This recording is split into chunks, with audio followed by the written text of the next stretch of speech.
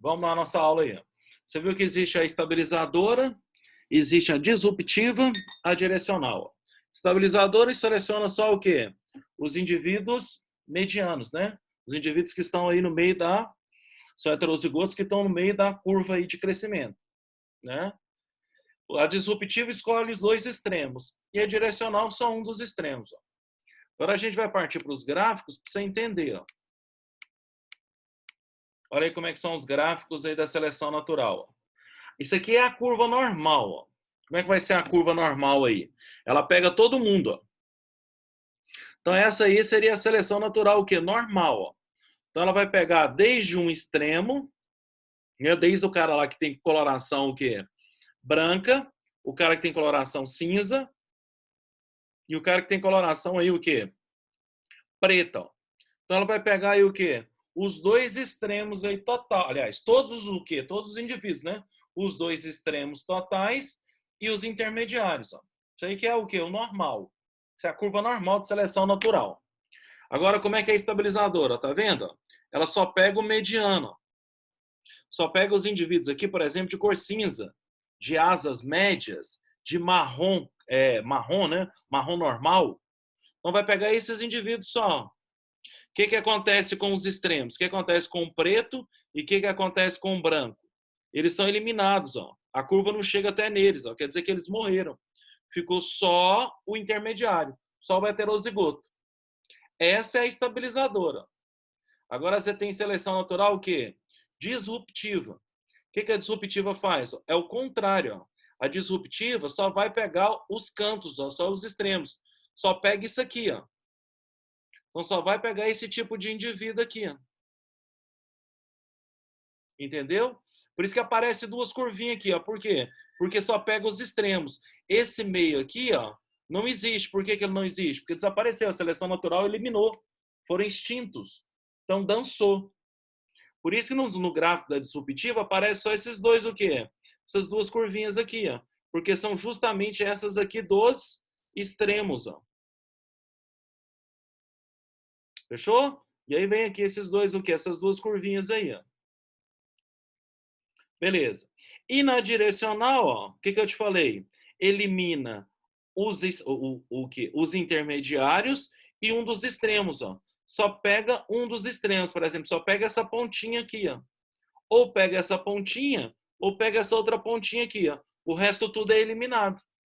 Então, esses são os tipos de seleções naturais que existem por aí e que caem demais em prova. Fechou? Então, essa aqui é a curva normal. Ó. Você vê que a normal pega todo mundo. Vocês têm uma mania de achar que a curva normal é a mesma da estabilizadora. Não é, ó. Aqui, a curva está pegando, ó, um extremo, está pegando aqui outro extremo e está pegando os intermediários. Está sobrevivendo todo mundo, ó. A estabilizadora, o que aconteceu com os extremos, ó? A curva não chega até eles, ó. Então quer dizer que eles morreram. A disruptiva é o contrário da estabilizadora, ó. Só pega os extremos. Então só pega isso aqui, ó. Por isso que tem duas curvinhas, porque está pegando os dois extremos, ó. O preto e o branco. Aqui só pega o cinza. E aqui, ó, tá pegando só um dos extremos. Ou pode ser esse, ou pode ser esse, eu não sei. Então vai selecionar só o preto ou só o branco. O que acontece com o quê? Com o cinza e com o outro extremo? Ele é eliminado. Se selecionou só preto, o branco e o cinza é eliminado. Se selecionou só o branco, o preto e o cinza é eliminado. Essa aqui é a que mais cai porque o exemplo é o uso de antibiótico. Ó. Escolhe o que? Os resistentes e mata os outros indivíduos. Ó. Mata os intermediários, que são mais ou menos sensíveis, e mata os sensíveis todos. Sobra só o resistente. Ó. Por isso que ela escolhe. Se não usar o antibiótico certo, né? Escolhe só os resistentes, aí depois você tem problema sério com isso aí para frente, nas infecções que existem aí. E os inseticidas também é a mesma coisa. Vamos fazer esse tipo aí, o que também de seleção aqui. Fechou? E aí tem isso aqui também agora, esse gráfico aqui. Ó. O que esse gráfico aqui mostra? Ó? Quanto mais forte for a seleção natural, menos variabilidade, menos biodiversidade existe. Quanto mais pesada for a seleção natural, quanto mais pesado for a pressão do ambiente, quanto mais o ambiente for desfavorável, mais forte vai ser a seleção natural. Então, o que a seleção natural faz? Mata tudo. Então, ela elimina a variabilidade, né? Elimina a variabilidade genética, elimina a biodiversidade, elimina tudo. Um exemplo disso, vamos colocar, por exemplo, no Ártico, nas geleiras. O clima muito extremo, né? As temperaturas muito baixas, né? Seria aí o quê? Um deserto frio, né? O que acontece? O meio é tão pesado, a pressão é tão fodida, o meio ambiente é tão desfavorável que o que acontece? Ó? A seleção natural é forte demais. Então, o que acontece? Vai sobreviver pouquíssimos organismos. Só sobrevive quem está adaptado mesmo. Quem não está adaptado, o quê? Morre. O deserto mesmo, tradicional, né? Vamos pegar os desertos aí que existem, o Saara principalmente, né? O que acontece? Também condições desfavoráveis demais, né? Não tem água, seco, temperatura muito alta. E o que sobrevive lá? Cacto. Se tiver cacto, né?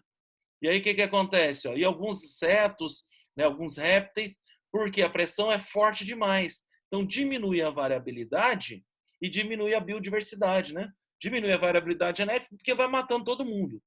E diminui a biodiversidade porque vai matando todo mundo. Só fica um pouco de organismos que são realmente os adaptados. Ó.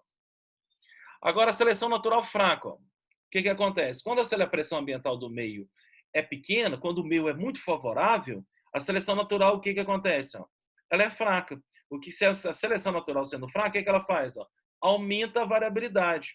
Aumenta a variabilidade genética porque passa a ter mais organismos, né? E o organismo sobrevive mais tempo, então reproduz mais. E também o que acontece? Aumenta a biodiversidade. Floresta amazônica, por exemplo, ó, temperaturas mais ou menos amenas, né? Alta umidade, grande quantidade de matéria orgânica, grande quantidade de biomassa.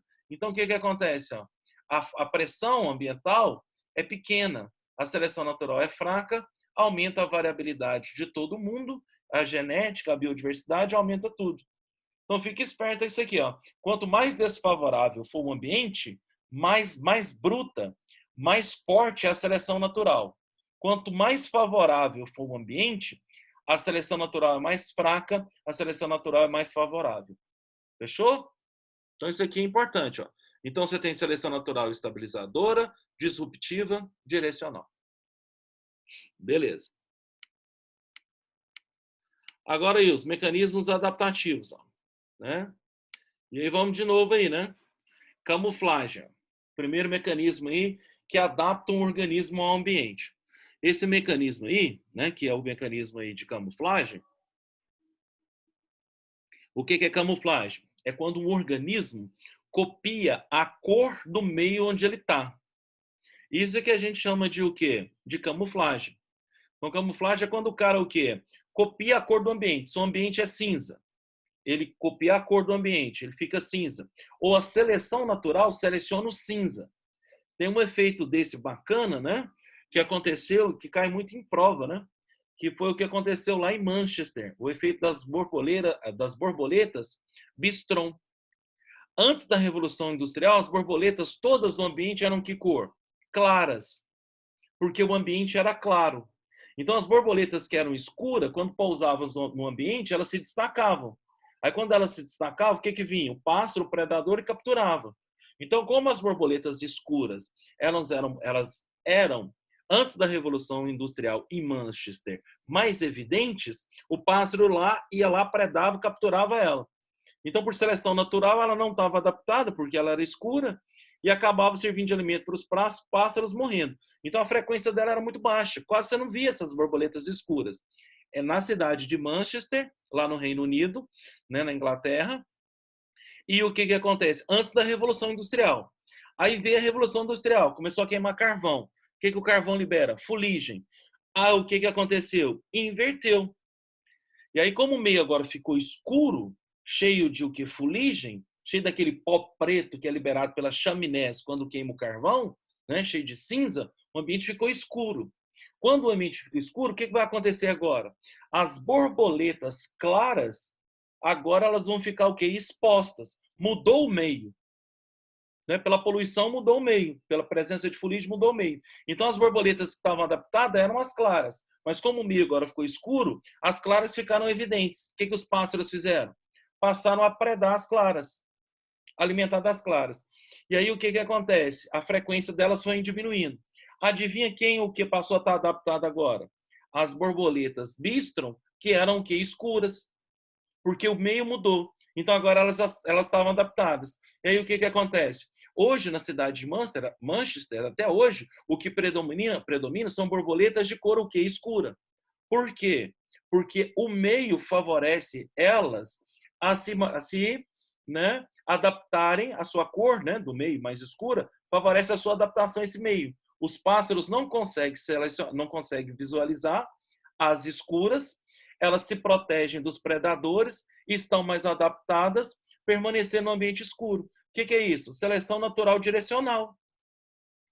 Isso é a seleção natural. Por isso que eu te falei, ó, é a seleção natural que escolhe a camuflagem que o indivíduo tem. Pouquíssimos organismos conseguem mudar de cor. No caso aí, o camaleão, por exemplo, né? Ele consegue mudar de cor. Alguns polvos também conseguem mudar de cor. Algumas lulas conseguem mudar de cor. Mas não são todos os animais que mudam de cor, não. Então, o animal, na verdade, ele não vai... Alguns, né? Não vão copiar a cor do meio a qualquer hora que ele quiser, não. O meio é que seleciona o animal com a cor que ele tem. Se o meio for claro, ele vai selecionar animais claros, porque aí eles estão protegidos do predador. Se o meio for escuro, vai escolher o quê? Organismos escuros, que o meio favorece a sua proteção em relação ao predador. Então, a camuflagem, quem escolhe, é a seleção natural direcional. Alguns animais são mais sofisticados que outros que conseguem mudar de cor, que eu te falei. O camaleão vai passando por o quê? Por um galho verde, ele fica verde. Ele caiu na vegetação que é amarela, ele muda de cor, fica amarelo. Né? Na epiderme do camaleão existe uma célula chamada cromatóforo. Esse cromatóforo ele é rico em microtúbulos. No citoesqueleto dele é rico de microtúbulos e dentro desses microtúbulos tem pigmento. E aí, de acordo com o sistema nervoso, a epiderme é integrada ao sistema nervoso e a visão do camaleão. Então, quando ele enxerga o ambiente e enxerga a cor, imediatamente o sistema nervoso aciona os cromatóforos, que fica na pele. Aí muda o tipo de pigmento, de corante que tem na célula, o que muda a coloração dele. E também não é instantâneo também não. Demora um tempo, mas ele consegue mudar isso. Né? Alguns peixes também fazem isso, dessa mudança. Mas não são todos que têm essa habilidade, não. Geralmente, o cara que é monocromático, a camuflagem que ele tem é em função da seleção natural que o meio fez para ele ter essa seleção natural. E aí chama seleção natural direcional, né? Então, por exemplo, nem todo mundo consegue mudar de cor de acordo com a vegetação, de acordo com o meio que está. Geralmente, o que na grande maioria é estático. E quem seleciona a cor é o meio, e não o animal que se adapta à cor do meio, não. É a seleção natural que vai escolhendo isso. Por exemplo, gafanhoto. Existem gafanhotos de várias cores, ou existiam. Existe gafanhoto branco, vermelho, lilás, preto. Qual gafanhoto que foi o quê? Predominante? Que foi selecionado? O verde. Por que o verde foi selecionado? Porque como ele é herbívoro, alimenta de planta. Qual que é a cor da planta? Verde. Então, por seleção natural, a seleção natural escolheu o quê? O verde, porque o meio onde ele vive é verde. Então, o gafanhoto, que era de outras cores, foram sendo predados, eliminados, porque não estavam adaptados a essa coloração. Então, o que é camuflagem? Camuflagem é quando o animal tem a cor do meio onde ele vive. E quem determina essa coloração é o próprio meio onde ele está. Fora alguns animais, né? Como polvos, lulas, alguns peixes, alguns répteis, como o camaleão. Aí eles conseguem mudar essas cores pela presença de uma célula na epiderme chamada cromatóforo. Mas nem todo mundo tem isso, não.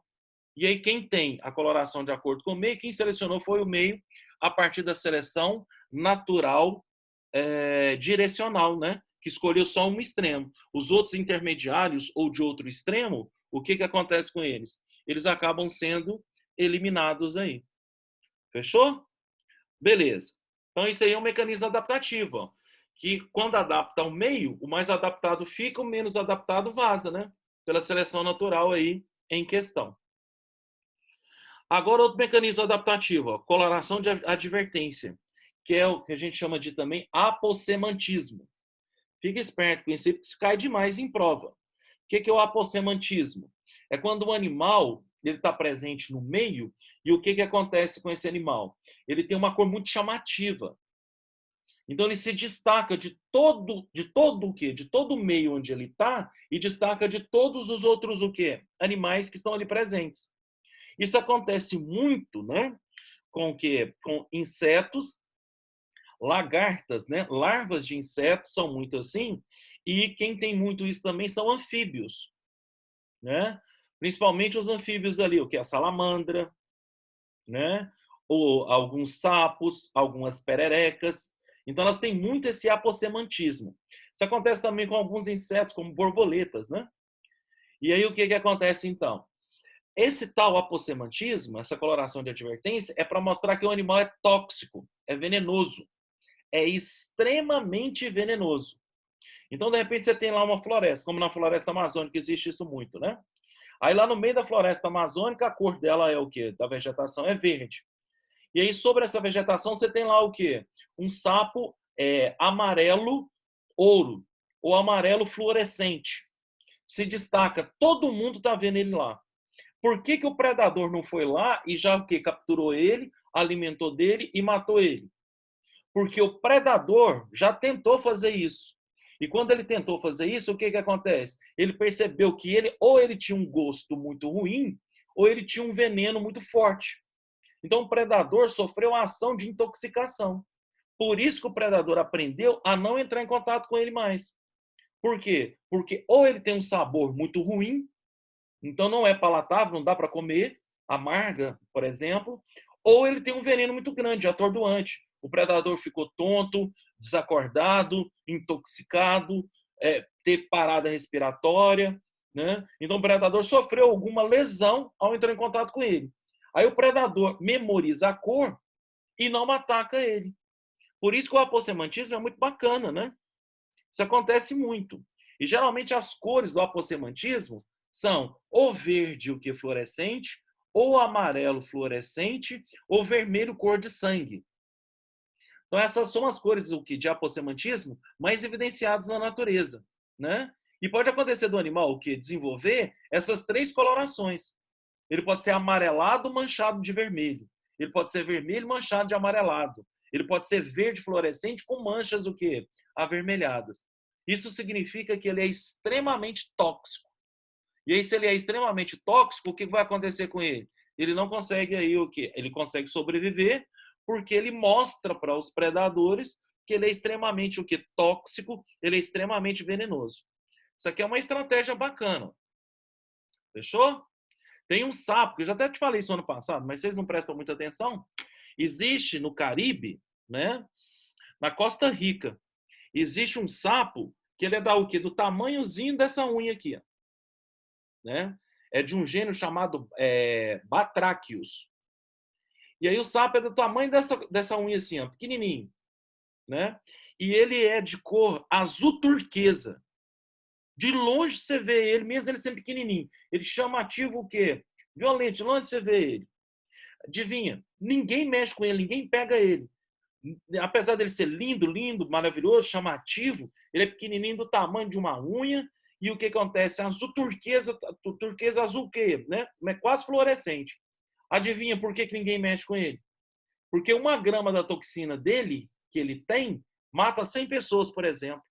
Então, todos os predadores, pássaros, répteis, serpentes, cobras, já sabem que ele é venenoso. Não encosta nele, não toca nele, não mexe com ele, porque sabe que se fizer isso, o predador vai morrer, né? O pássaro vai morrer, a serpente vai morrer, deixa de existir aí, morre intoxicado. Os anfíbios, né? Os mamíferos, né? Por exemplo, aí as raposas, né? Os linces, qualquer coisa nesse sentido aí que seja predador, se for tentar comer, o que acontece? Morre intoxicado. Fechou? Então, esse apossemantismo é muito bacana. Essa coloração de advertência aqui. Beleza. E agora vem isso aqui, que é o meu preferido, ó, que é o mimetismo. E não confunde mimetismo com camuflagem. No ano passado vocês confundiram isso muito. Ó. Camuflagem é quando tem a cor do ambiente.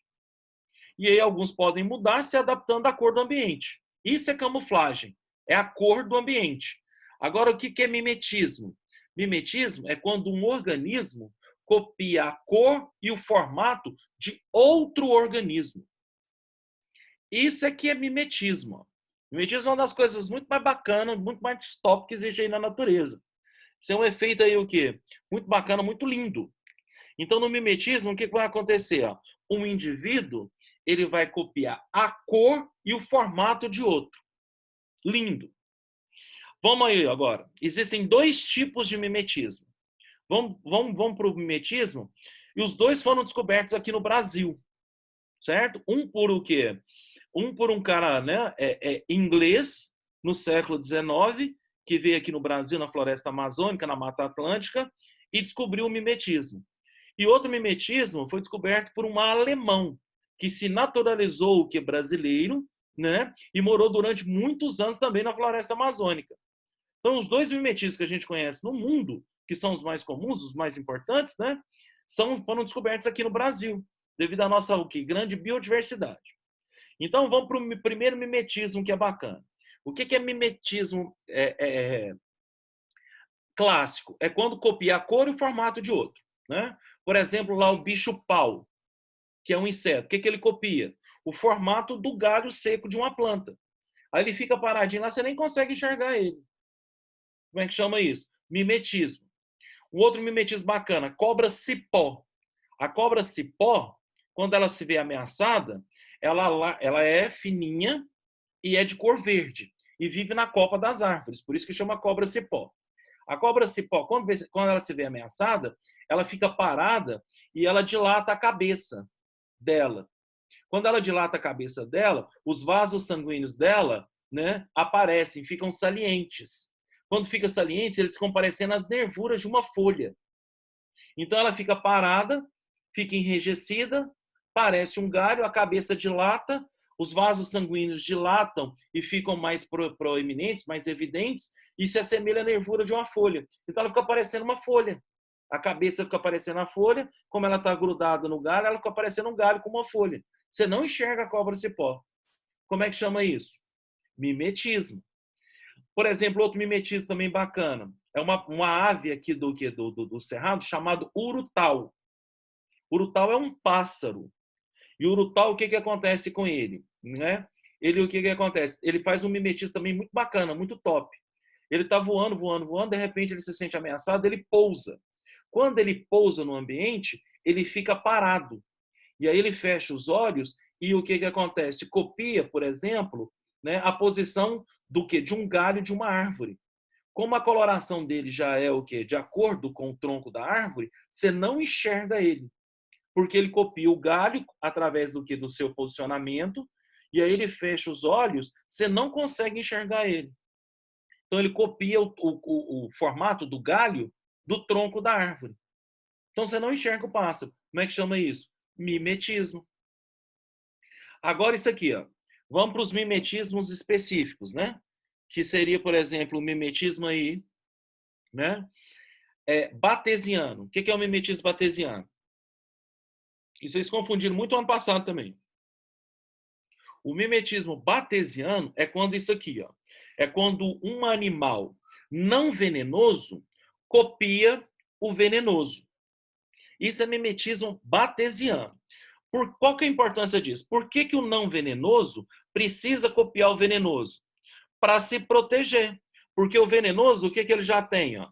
Coloração de advertência, aposematismo. O predador não vai atrás dele. Se eu sou não venenoso e copio o venenoso, o predador também não vai encher meu saco. Eu estou protegido do predador. Isso tem um nome, isso chama mimetismo batesiano. O que é mimetismo batesiano? É quando o venenoso, quando o não venenoso, copia o venenoso. Exemplos. A falsa coral, ela não é venenosa. O que ela copia? A coral verdadeira. Por que ela copia a coral verdadeira? Para se proteger dos predadores que ela tem. Porque aí confunde os dois, o predador não ataca nenhum, está todo mundo protegido. Outro exemplo de mimetismo batesiano, as borboletas. Existem dois tipos de borboleta, né? A monarca e a borboleta o quê? Vice-rei. Essas duas borboletas, o que acontece com elas? O que acontece? A borboleta o quê? Monarca, ela é extremamente... A vice-rei, desculpa. A vice-rei é uma borboleta extremamente tóxica. Extremamente tóxica, né? Ou de sabor desagradável, né? De sabor amargo. O pássaro vai comer, quando pica ela, ela libera uma substância amarga, o pássaro joga ela fora. Então os pássaros nem vão lá o quê? Encher o saco da vice-rei. A vice-rei, então, é extremamente tóxica para o pássaro. O que a monarca fez? Copiou a cor da vice-rei. Porque a vice-rei é venenosa, a monarca copiou o que é a cor dela. Então se protegeu, né? Daí do quê? Do predador. Isso é chamado de mimetismo, e esse mimetismo é batesiano. O venenoso, o não venenoso, copia a forma do venenoso para se proteger. Fechou? Então, que exemplo? Falsa coral copia a coral verdadeira. A monarca, que é uma borboleta, copia a vice-rei, porque a vice-rei é tóxica, venenosa. A borboleta monarca, elas são a borboleta vice-rei de asa laranjada com riscas pretas. O que a monarca fez? Né? Na verdade, a seleção natural fez, né? Selecionou uma monarca que tinha essa cor, né? Amarelada e com riscas o quê? Pretas. Ela sobreviveu porque o predador confunde os dois. Então, na natureza, a seleção natural escolhe esses organismos. Nesse caso de mimetismo, que a gente chama de mimetismo aí, batesiano. Fechou?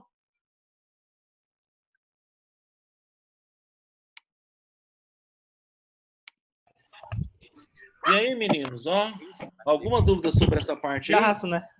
Yaço, né, pai? Bom, pelo menos ele não ressuscita mais. Milton, Oi.